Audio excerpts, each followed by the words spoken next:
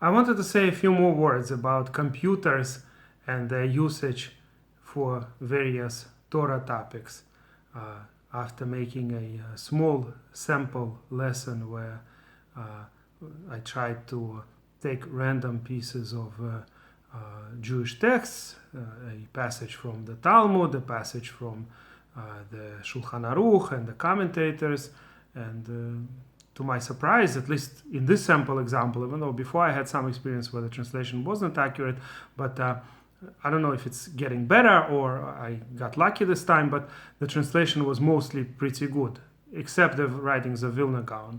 But there are a few other things to discuss about computers in general and ChatGPT. So I wanted to mention that, of course, most Orthodox Jews found great usage of computers pretty quickly.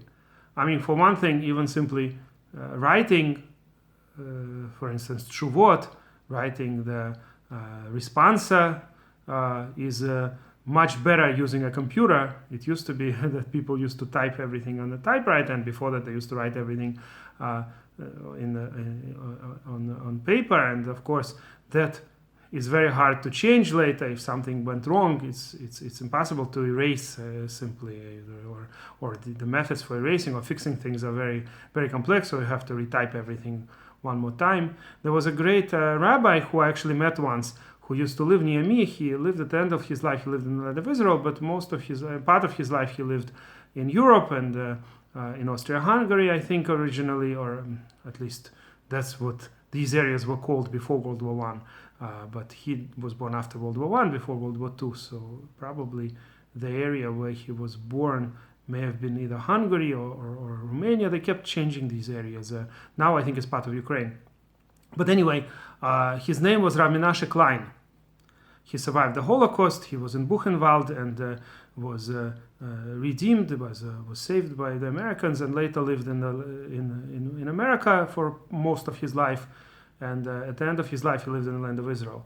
So he actually was very big on this issue that people should learn how to use the computer. Because, again, it saves a lot of time. It's so much easier. Another thing that I remember appeared, I was at that time learning in Princeton, and they had already that disc of Bar-Ilan. Originally, it was very expensive, and later it became cheaper and cheaper. So they started putting in the computer, of course, all the Jewish literature, which made it so much easier to search for things. Originally, the Torah, the 5 books of Moshe, and the rest of Nevi'im and Ktuvim were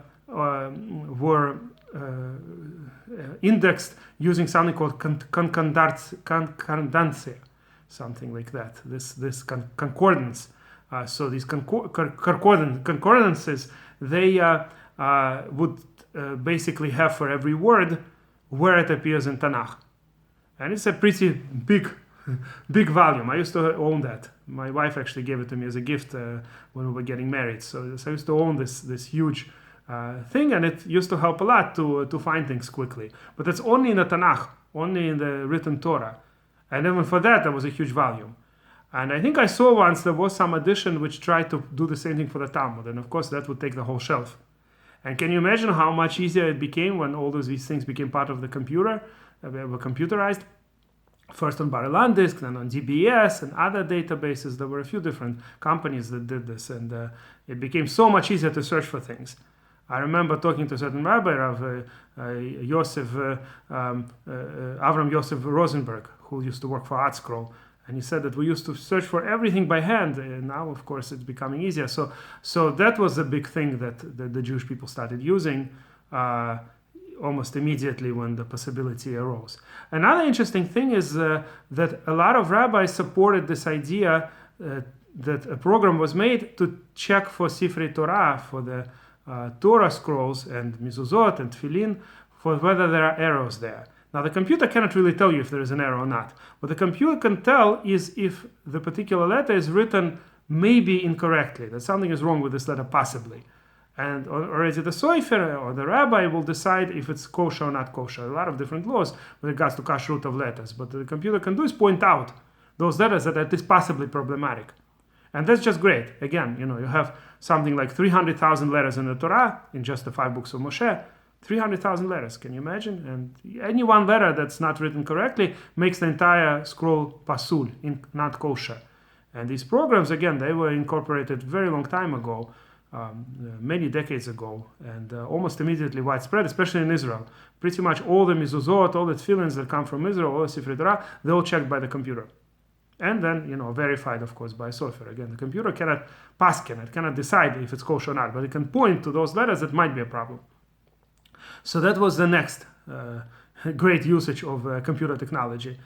And then, of course, came in internet and GPT and all that stuff.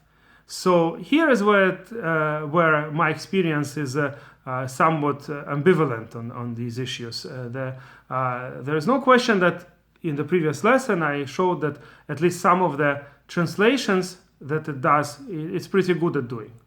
It's not 100% good, but it's pretty good. It's pretty impressive, considering that the Talmud is already a mixture of Aramaic and Hebrew, and these are not simple texts. But the difficulties that we all have with ChatGPT is that it keeps inventing sources. If you actually ask it for something, it's very good at things that are not objective. For instance, if you ask it to write a poem or a story, that it will be pretty good at.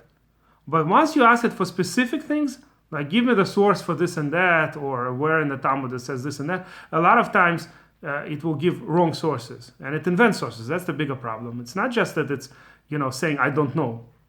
Which rabbi that permits such a thing? Let's say I heard or saw somewhere that a certain rabbinic authority permits something, but I can't remember why I saw it. You ask GPT, it will give you almost certainly incorrect source. It will give you some kind of a source, but it's not going to be a correct source. So whatever the algorithm is, it's very good at lying, basically, or inventing things. A kind of a Baron Munchausen kind of a type, that whatever it doesn't know, it just fills in all the voids by inventing things. So that's really the biggest problem I have with ChatGPT. So you have to be very careful when it tells you something that's objective, not just a translation, but real sources that it needs to give you. And that you can't rely on it at all, at least at this point. Again, maybe in the future things will get better. So I'm one of the many people, I would say maybe the majority of Orthodox Jews would agree with this type of position, that thinks that technology should be incorporated and we should use whenever we can. But as always, we have to be careful and not to rely too much on the technology. There were certain rabbis that were always afraid of any kind of technological advances because from their point of view, the negative might be greater than the positive. But you see, it's not just the computer. The truth of the matter is once the Talmud was explained so well and with so many sources and with such fantastic job that was done by publishers like ArtScroll or Mitzvta, that also there were rabbis who were against. Because the point of the matter is the more somebody does the job for you, the less you work and strive hard. The original way to learn the Talmud, which is how I learn it and how most people still learn it in the yeshivot, they don't take out that scroll. They take out the old printed Gemara, Talmud, with the commentaries of Rashi and Tosafot and others. And when you need to look up something, they don't click on things. They go to the shelf, they look at the right Rishon. It takes a while to search for things. You have to think. And the more you exercise your thinking ability, the better you remember, the better you actually analyze and understand and internalize it. The more things are kind of already as if they chew it for you. The more they do it for you, the more the ArtScroll or some other similar publishing company does the work for you, the less you get involved, and it becomes kind of like almost like reading a newspaper. Everything is done for you. Just read the given text. You don't have to search. You don't have to look for the sources. So this is not really ideal learning in terms of if you want to become a master of Talmud, you want to become a Talmid Chacham, what's called usually in our expressions, we don't use even the word Chacham, sage. Most of the time we use the word Talmid Chacham, a student of sages, I guess in a modest way. So to become a Talmid Chacham, as they pronounce it in Ashkenazic version of Hebrew, Talmid Chacham or Talmid Chacham in Sephardic pronunciation. To become a Talmid Chacham, you cannot just sit and read the ArtScroll, or Mitzvta, or Bar Ilan, or use Bar Ilan disk, because these things they do so much for you already. It becomes much less involvement, which is what actually the struggling is is what makes us better at understanding the topic. The truth of the matter is that that it's not just true about Jewish studies. I think it's true about everything. The more people suffer in order to understand something, the more they have to search, the better the understanding is. So the more the modern technology brings you everything ready, everything prepared for you, the less is the actual understanding. I think it becomes very shallow. So even if ChatGPT would be excellent, would be 100% in terms of how it summarizes the sources and brings things, even if you could rely on it, I don't know if that would be the right way to learn. To look up something once you saw something and you just don't remember where it is, that would be useful if something could help you, whether it's internet, whether it's relied disk, or whether it's ArtScroll or a Mitzvah edition of the Talmud. All of these things can help, definitely can help searching for things, but the actual learning should be done in the most traditional way, I think. And which leads me to a more general topic. I don't know if it's related to what I discussed, but I think it's important to mention that too. That in the old times, people were so busy that's what kept them going. They didn't really have much time for anything. They were just busy with work, with learning, with everything.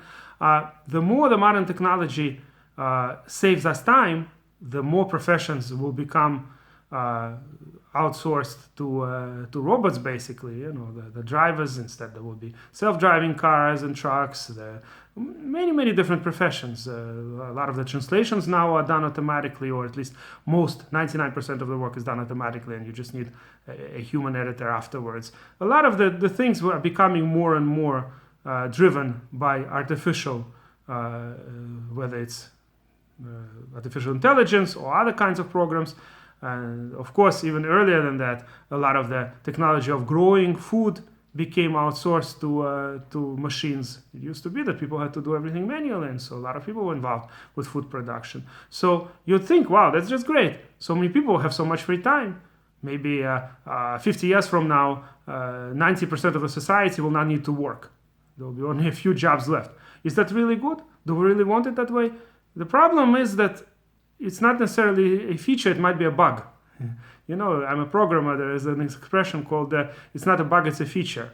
So in this case, it might be the opposite. So by simplifying the lives of people, you might actually end up with people unhappy, because a lot of people are happy specifically when they work and they accomplish and they strive for something, whether it's the learning of the Talmud, whether it's writing a program, whether it's doing other work. The more the goal is not easily accomplishable, and the more a person is happy to accomplish it. Work is what makes people happier than just simply entertainment and doing nothing. So by relieving most of the society from having to do much, I don't know if we're going to be in better world. If the world 50 years from now will be better that way or not. At least for some people, it might actually be worse. I'll give you an interesting example. I was born in the Soviet Union and lived there till I was 14, and the normal routine for us was that a lot of our time was to just shop and bring food. It wasn't as easy as here in America. And I'm not talking about today's Amazon. I'm talking about compared to when we just came to America. I came in, I think, 88. So comparing to the supermarkets here, you just go to one supermarket and buy everything. In the Soviet Union, I had to go from place to place and stand in long lines. Get this item of food in this store and that item in the other store. And if there will be, let's say, watermelons, you'll have to stand for a few hours in a line, a huge line, going a few blocks to get a watermelon or two. Usually people bought a few watermelons once they were able to get one, but that would be just a few times during the summer that maybe you could get something so exotic as a watermelon. But other foods, the more common foods like maybe sour cream and milk, they were generally available at my time, but you had to stand in lines and you have to go from store to store. You might think that's just terrible, so much time is wasted. But the point of the matter is that people feel useful this way. For instance, old people. In the Soviet Union, old people were much more useful than here. Here, a lot of old people don't know what to do with themselves. Let's say they're not so old that they're just sitting in bed. Of course, if a person is laying in bed all the time and he can't move, that's chas v'shalom, a terrible situation in any case. And it's much harder to entertain that kind of a person. But we're talking about a person who is fully, in theory, he's fully active. He or she can walk, can do things. But what are they going to do? They're already retired. Nobody really needs them that much. They may have children who are probably in a different state or even different country, who come a few times a year at the best. So they're not necessarily going to be used for babysitting. So the fact that they have so much free time is not necessarily a great thing for them. In the Soviet Union, the older people were used because life was so difficult, so the older people were much more needed. They needed to take care of grandkids, they needed to stand in lines to bring food, which those who worked didn't have as much time to do, etc., etc. So older people felt incredibly useful and needed. Whereas here, a lot of old people, this is one of the first things we found when I came here with my mom.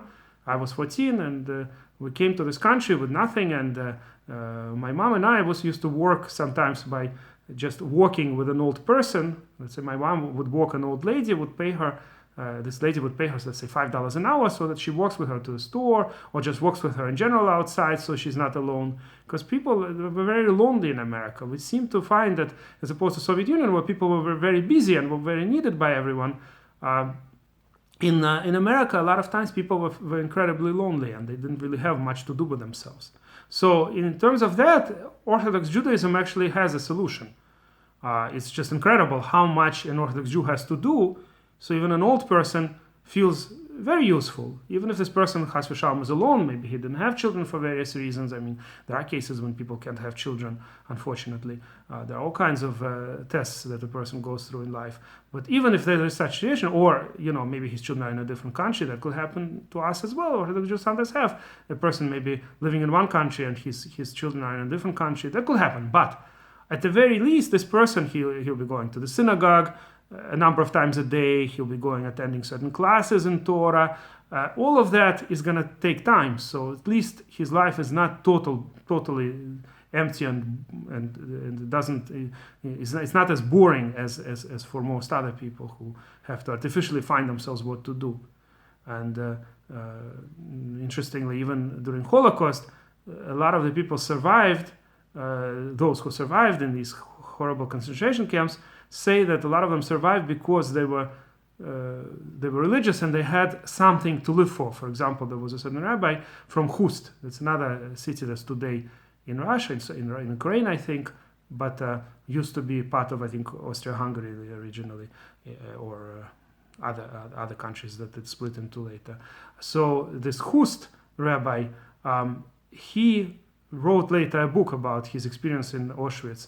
And one of the things he writes is that he would meet people here in America who survived Auschwitz, and they would tell him, thank you for teaching us every evening after we had this terrible work, back-breaking work that we had to do all day. We would come back and you'd teach us Mishnayot, you'd teach us a little bit of Talmud, whatever you remembered, you taught us, and we had a reason to live. Now, of course, Auschwitz is not a kind of place where a person has any hope for the future, any reason to live. But they had a reason to live. That every evening they would learn some Torah, he would teach them a little bit, and this way they would have something to look forward to. And it's the desire to live that makes people live a lot of times. Of course, it's not always true. I mean, a person might die no matter how much he or she wants to live, but at least if one wants to live, it's a lot more likely. There have been already documented cases, when people were very sick and there was a big danger for their lives, but as long as they wanted to live, that made their chances of surviving much greater. It's a desire to live that a lot of times is the main driver for the person to continue living. So in the horrible conditions, when very small percentage of people survived, it's the people who wanted to live the most that were much likelier to survive. Now, of course, I'm not Chas v'Shalom, I'm not trying to compare our situation at all to what these people went through, but I'm just trying to say that in general, it's the religious people generally, and in particular, I mean, I can't say about every religion, I don't know much about other religions, but in terms of Orthodox Judaism, we would definitely have a solution in terms of how busy we are. Maybe that's what our sages meant, that Hashem wanted it's basically a favor of Hashem. He wanted to do great things for us by giving us a lot of laws of the Torah. If there wouldn't be so many laws, it would be just boring when we have nothing to do. But this way, there are so many laws and so many things one can do, and at the same time do a mitzvah. So there are so many mitzvot that this kind of keeps us busy at any age. And even old Orthodox Jews generally are much busier. I'm not even talking about the fact that they get a lot of nachat, a lot of enjoyment from holidays, from Shabbat. Every Shabbat is a holiday, so at least once a week we have a time when people meet together and we enjoy the feast. So imagine if people had holidays every week. So holidays are so rare, but we have a holiday every week, Shabbat, and it's a true holiday. It's greater than most other holidays in a certain sense. So this again keeps people busy and keeps people enjoying. So I think that just from pragmatic point of view, Judaism has an answer to the big problem, especially the problem that's coming in the future, as robots and artificial intelligence will replace a lot of the labor. Because Orthodox Jews can always still continue learning Torah, continue keeping Shabbat, continue doing all those things that keep us busy. Just an interesting thought. And if you like this video, please press like and please subscribe to our channel.